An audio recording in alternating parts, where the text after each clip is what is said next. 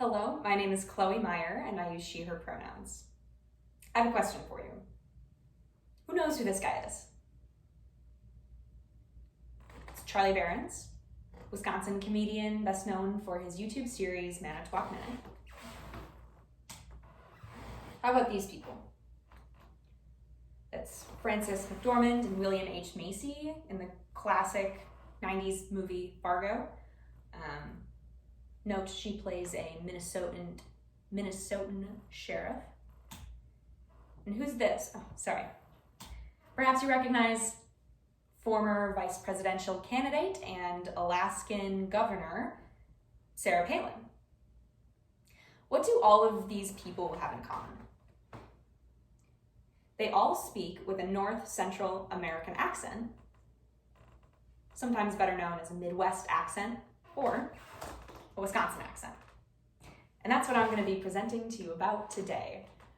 So what I've learned through research is that the Wisconsin accent is a lot broader than just within the confines of the state, and that will extend to Minnesota and North Dakota, which is why I use the examples of Fargo and Sarah Palin.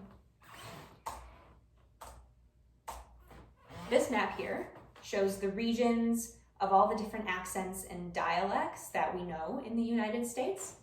And this red circle highlights the North Central region, which is what I'm talking to you about today. That encompasses most of the northern part of Wisconsin, Minnesota, North Dakota, and then parts of South Dakota, Iowa, and the Upper Peninsula of Michigan. One thing that I want to note on here is that the map is actually missing what's known as a dialect island that takes place in Alaska in the Matanuska-Susitna Valley, which is where Sarah Palin is from. This dialect island has occurred because of a group of immigrants from Minnesota and Wisconsin that moved to the area in Alaska in the 1930s. So that's why today we see a lot of this shared features in this specific area of Alaska and the North Central region of the United States. So this dialect has a lot of contributing factors, mostly coming from the Scandinavian and the German immigrants that settled the area in the mid 1800s and early 1900s. They are responsible for a lot of the slang words and the different grammatical practices that we see in the North Central region. These are phrases like, use guys, you wanna come with? Oh, let me squeeze right past you there.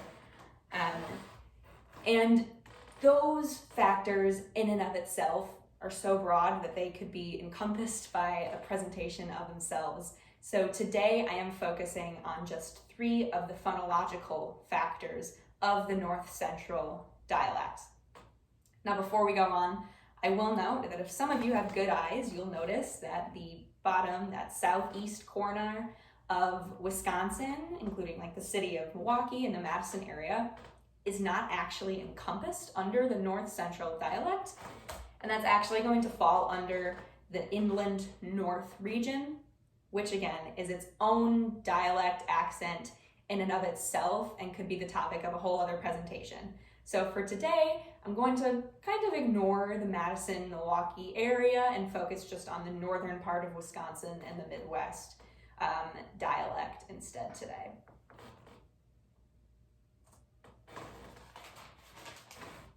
So I have a question. Who knows this city here? Yeah, it's a city about an hour east of here.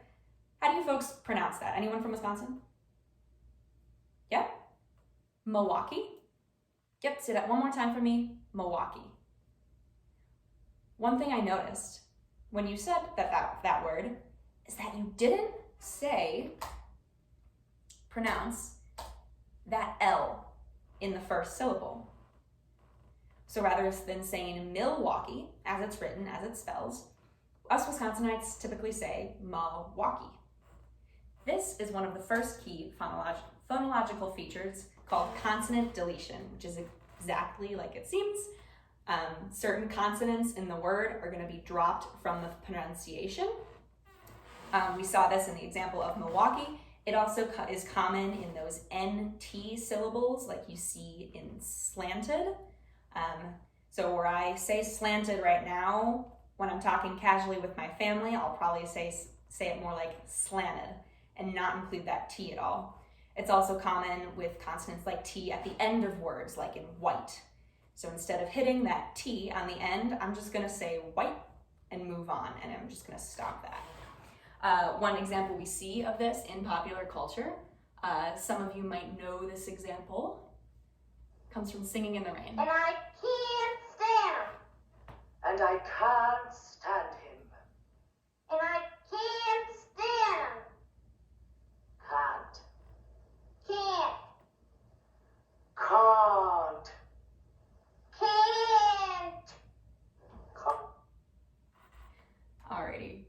So that was a good demonstration of how someone with this North Central accent will just drop those consonants in the middle of the words. Something else you might have noticed is that this actress is raising the vowels of the words. Let me get back into the presentation here. In a phenomenon known as vowel raising, or as some of you might know it, Canadian raising, where the vowels in the words are going to be raised by raising your tongue to the roof of your mouth and sort of, well, like it says, raising the vowel. So you could hear that when she was saying words like can't. She'd say can't, and she really raised that up and pitch it more to resonate in her nasal region.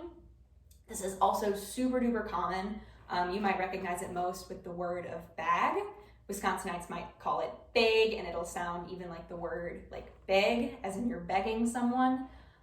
Similarly with words like agriculture, they'll say it more like agriculture. So that A vowel is very common with that. Another one that's common is the O vowel. So in words like off, instead of dropping that and making it a flat, even tone of off, it'll get raised up, pitched in that nasal area, and sound more like off. Get off of that. Yeah. So the final phonological feature that I'm going to talk about today is called TH stopping. So stopping happens when you take fricative consonants, consonants that use like the friction of your articulators to make noises, like F, like a F, or a TH, a V, or a V, a V, and it switches to a stopped consonant, like a P, a P, a B, a B, a G, a G, or a T, a T. Common Wisconsin features, it's most common with that TH sound. For example, them becomes dem, and the becomes duh. Similarly, the TH might become a T. So things becomes tings, or three becomes tree. Like my dad might ask his friend, hey, you want to go grab a couple of 2-tree beers from the bar? So a good example I like to think of when I think of this comes from a musical set in Door County, Wisconsin, put on by the American Folklore Theater up in Door County. So take a listen to this song and see if you can hear that TH stopping.